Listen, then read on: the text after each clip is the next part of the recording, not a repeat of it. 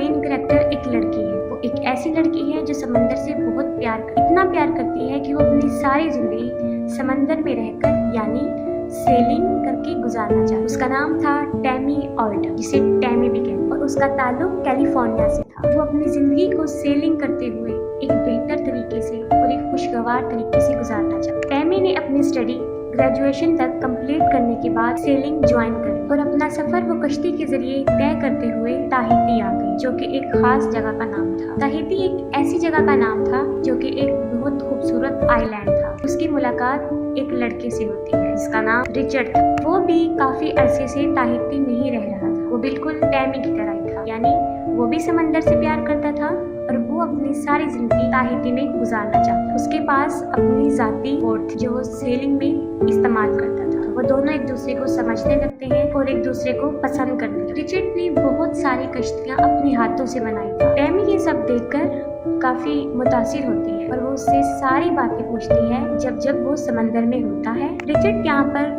बहुत पुराना था, मतलब वो काफी अरसे से यहाँ पर रिहाइश पसीर था। टैमी को वो जगह बहुत पसंद आती है और वो सारी जगह को देखना चाहती है। रिचर्ड टैमी को समझाता है कि जैसा उसको नजर आ रहा है वैसा कुछ भी नहीं है। वो जैसा सोच रही है वैसा कुछ नहीं होता, मतलब जितना अच्छा उसको नजर आ रहा होता है हकीकत वो नहीं होती। वो उसको बताता है कि यहाँ पर कुछ इतना खास नहीं होता। रात को बहुत सर्दी हो जाती है और दिन में सूरज की तपिश स्किन को काफी नुकसान पहुँचाती है।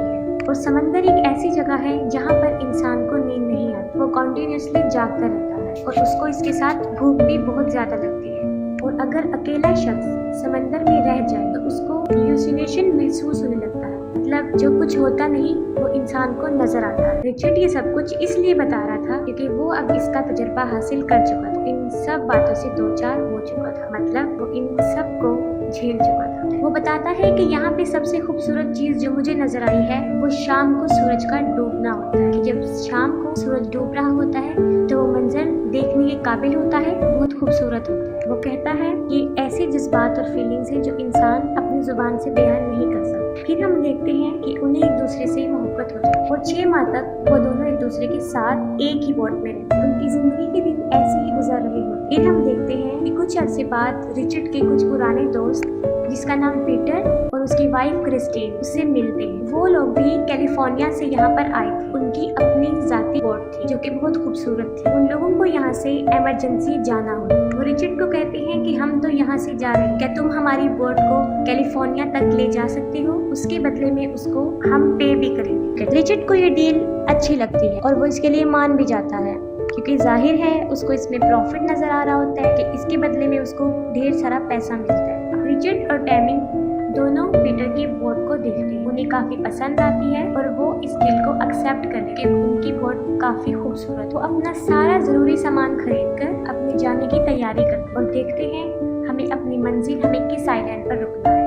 ये सब सोचने और अपना फैसला करने के बाद वो अपना सफर शुरू करते हैं और उनका ये सफर तकरीबन 4000 मील का होता है। 4000 मील एक बहुत बड़ा फासला, इसलिए उनको इसमें काफी दिन लगते थे। रिचर्ड अपनी जिंदगी का सबसे बड़ा फैसला करता है। वो टैमी से शादी करने का फैसला और उसको शादी के लिए प्रपोज करता है। टैमी भी उससे मोहब्बत करती है, इसलिए वो उसका फैसला कबूल करती है और दोनों बहुत खुश होते हैं। लेकिन फिर उनकी किस्मत पलट जाती है। वो समंदर में तूफान को महसूस करते हैं और फिर देखते हैं कि एक परिंदा तेजी से हवा के साथ उड़ता हुआ आया है और उनकी बोट पर गिर गया है। उन्हें कुछ समझ नहीं आया कि ये परिंदा कहाँ से आया, क्योंकि आसपास उन्हें कोई किनारा भी नजर नहीं आया। जाहिर है वो हवा के साथ उड़कर इतनी दूर आ गया। इसके बाद उन्हें रेडियो पर फौरन अलर्ट किया जाता है कि एक बहुत बड़ा समुद्री तूफान आने वाला है। ये सुनने के बाद रिचर्ड ये डिसाइड करता है कि जिस तरफ से तूफान आ रहा है हम उसकी ऑपोजिट साइड से अपना रास्ता तय करें। लेकिन टैमी उसको बताती है कि जिस तरह वो समंदर से वो परिंदा उड़कर आया है, इसी तरह हम भी इस समुद्री तूफान में निकल सकते हैं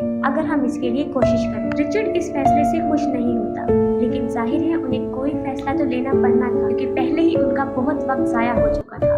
उन्होंने जल्दबाजी में जो फैसला लिया वो गलत था और इस गलती का पछतावा उन्हें तब हुआ जब उन्होंने देखा कि एक बहुत बड़ा तूफान उनकी कश्ती के सामने आ रहा है और अपने साथ बहुत बड़ी बड़ी लहरों को ला रहा है। इस पर काबू पाना काफी मुश्किल है और इन हालात को देखते हुए वो काफी परेशान हो जाते हैं और अपनी कश्ती को संभालने की कोशिश कर, लेकिन उनसे उनकी कश्ती संभल नहीं पाती। इन हालात को देखते हुए रिचर्ड टैमी को कहता है कि वो फौरन नीचे चले जाए। बहुत बड़ी बड़ी लहरें आती और जैसे ही टैमी अंदर जाती है एक बहुत बड़ी लहर आती है जो रिचर्ड को अपने साथ ले जाती है और टैमी भी वहाँ पर गिर जाती है और बेहोश हो जाती है और उनकी कश्ती बुरी तरह तबाह बर्बाद हो जाती है। सुबह जब उसको होश आती है तो वो अपने आसपास पानी और टूटी हुई कश्ती देखती है। इस वाकये में वो खुद भी काफी जख्मी हो चुकी, जगह जहाँ चोटें लग गई थी उसको काफी तकलीफ भी हो रही, लेकिन फिर भी वो हिम्मत करके किसी तरह कश्ती से बाहर आती है और अपने आसपास रिचर्ड को ढूंढती है, लेकिन उसको रिचर्ड कहीं दिखाई नहीं देता। वो रिचर्ड को आवाजें देना शुरू हो जाती है। वो सोचती है कि शायद रिचर्ड बोट से गिर गया और उसको पुकारती पुकारती वो चिल्लाना शुरू करती, लेकिन रिचर्ड नहीं आता। रेडियो से अपनी आवाज भेजने की कोशिश करती, लेकिन इस झटके की वजह से सब कुछ तबाह बर्बाद हो गया होता है। इलेक्ट्रॉनिक चीजों में पानी चला गया होता है। उनकी कश्ती अब बिल्कुल बेकार हो चुकी है, वो अब किसी काम की नहीं रही और वो अब यहाँ समंदर में ही पड़ी, क्योंकि बोट को आगे बढ़ने में जो पर्दा मदद करता है वो बुरी तरह बर्बाद हो चुका होता है। उस पर्दे के बगैर भी कश्ती आगे मूव नहीं कर सकती। वो बहुत सैड होती है क्योंकि रिचर्ड को वो खो चुकी है। वो अपने से कुछ फासले पर एक छोटी बोट देखती है, वो बोट जो उनकी बोट पर पड़ी होती है और साथ में उसको ये भी महसूस होता है कि उस बोट के साथ शायद रिचर्ड भी है।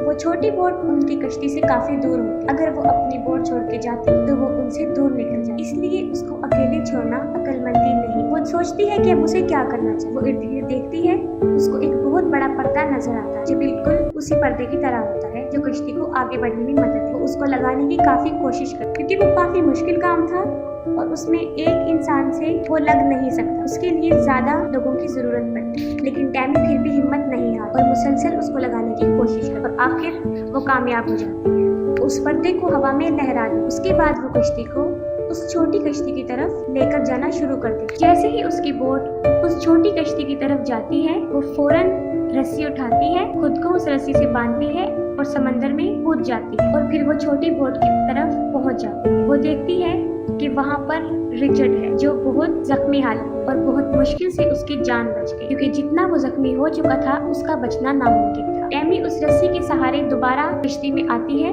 और रिचर्ड को भी साथ ले आती है। वो उसको बोट में लिटाती है और वो देखती है कि उसकी टांग पे काफी गहरा जख्म है, लेकिन इससे भी ज्यादा खतरनाक बात ये थी कि उसकी सारी पसलियां टूट चुकी, लेकिन फिर भी उसकी जान बच जाती और टैमी को हौसला मिल जाता कि अब वो अकेली नहीं, अब उसके साथ रिचर्ड भी वहाँ मौजूद। वो काफी पुरउम्मीद होती, वो जख्मी पाँव पे पट्टी करती है और उसके बाद वो सोचती है कि यहाँ से कैसे निकला जाए।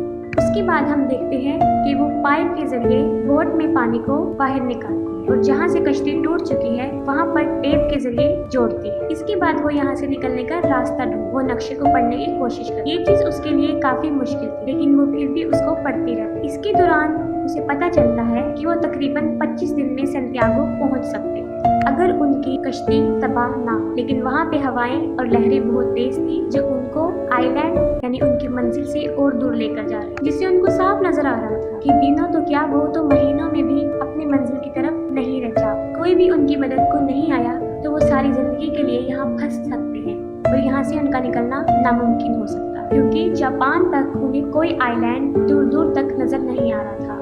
अपनी कश्ती में मौजूद जितना भी खाना होता है टैमी उन सबको इकट्ठा करती, क्योंकि यकीनन वो उनके पास बहुत थोड़ा रह गया होता है। ज्यादा से ज्यादा 14 या 15 दिन का खाना मौजूद था। यहाँ पर जो उन्हें सबसे ज्यादा मसला पेश आ रहा था वो पानी का था।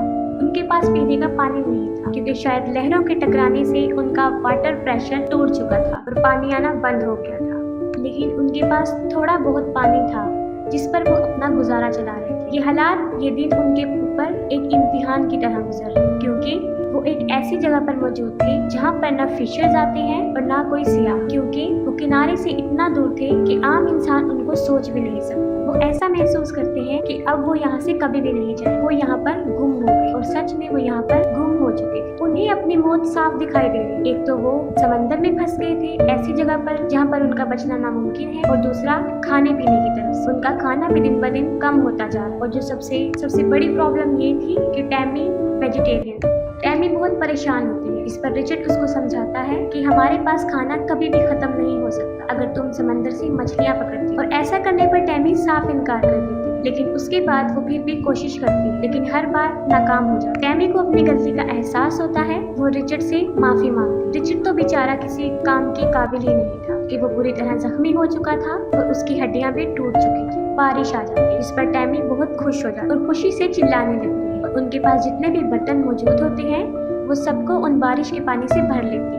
लेकिन उनकी जिंदा बचने के लिए ये चीज काफी नहीं थी, उनको खाने के लिए भी चीजें चाहिए थी। दिन ब दिन उनकी हालत खराब से खराब तर होती जा रही। वो दोनों लेटे होते हैं। टैमी को दूर एक बोट नजर आता है, एक बहुत बड़ा बोट। वो फौरन फायर करती है। वो फायर से उनको बुलाने की कोशिश करती है, लेकिन वो लोग बगैर उनको लिए वहाँ से चले जाते, क्योंकि वो सोचते हैं कि यहाँ पर कश्ती हो ही नहीं सकती। उन्हें वहाँ रहते रहते तकरीबन 20 दिन गुजर चुके और उनकी हालत बदतर से बदतर होती जा रही। और टैमी उसी चीज का शिकार हो रही है जो आपको मूवी शुरू होने के स्टार्ट में बताया था, यानी हेलुसिनेशन, धोखा, फरेबनेस। टैमी अपने अंदर अजीबोगरीब तब्दीलियां महसूस कर रही। वो महसूस कर रही थी कि वो पागल होती जा रही है और उसको अब यकीन हो गया था कि अब वो यहाँ से बचकर नहीं निकली और यहीं पर उनकी मौत हो जाएगी। उनके पास वाइन्स की कुछ बॉटल्स थी जिस पर वो अपना गुजारा चला रहे थे और अपने पेट को भर रहे थे। टैमी काफी मेहनत करती और रिचर्ड को बचाने के लिए वो काफी स्ट्रगल करती। उस कश्ती में रहते रहते उनको तकरीबन 40 दिन बीत जाते।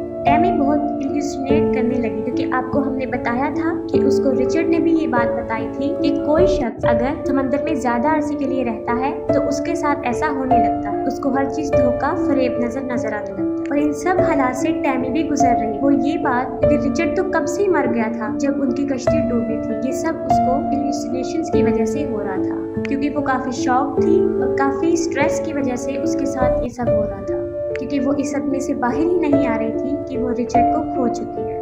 और उसकी ये इल्यूसिनेट इतनी पावरफुल थी कि अब तक वो रिचर्ड को महसूस कर रही थी, वो सब इसी की वजह से था। वो कैसे? क्योंकि जिस रिचर्ड को महसूस कर रही थी असल में वो था ही नहीं। वो खुद से अकेले में बातें करती रही और उसको लगता था कि उसके आसपास रिचर्ड मौजूद, क्योंकि वो रिचर्ड से प्यार करती थी। और इस बात को एक्सेप्ट करना काफी मुश्किल था कि उसने रिचर्ड को हमेशा के लिए खो दिया। और 40 दिन गुजर जाने के बाद आखिरकार उसको यकीन आ ही जाता है कि अब रिचर्ड नहीं रहा और अब वो अपने इमेजिनेशंस की दुनिया से बाहर आ जाए। काफी मरतबा हम फिल्म में ये देखते हैं कि वो रिचर्ड को महसूस कर रही होती, वो देख रही होती, लेकिन हकीकत में ऐसा नहीं है। लेकिन उसकी किस्मत अच्छी थी, उसकी जिंदगी को एक और मौका दिया था और वो देखती है कि एक बोट उससे थोड़ी दूर के फासले पर उसकी तरफ आ रहा है। इस बार भी वो गन से फायर कर और फिर उन लोगों को पता चल जाता है कि वो वहाँ पर कोई मौजूद है। और इतने दिनों के बाद इतने नामुमकिन हालात में जिन्हें शुरू में आपको बता चुके, वो बच जाती है। वो तकरीबन वहाँ पर 41 दिन तक रुकती है। एक काफी लंबा अरसा समंदर में रहना काफी बुरा एक्सपीरियंस हो सकता है और उसकी जान बच जाती। और ये बहुत सच्चा वाकया है, बिल्कुल हकीकत पर मबनी। इसके बाद भी टैमी सेलिंग नहीं छोड़ और अपनी सारी कहानी को सामने रखते हुए वो किताब लिखती है।